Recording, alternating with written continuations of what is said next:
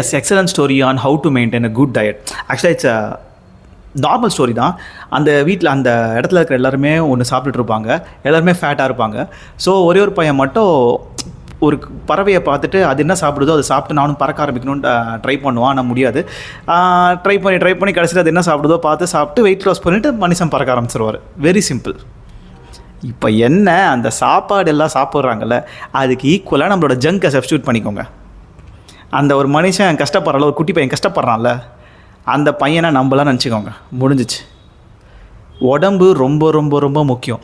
ஹெல்த்தியாக சாப்பிட்டு உங்கள் பிஎம்ஐக்குள்ளே இருந்து சந்தோஷமாக இருங்க.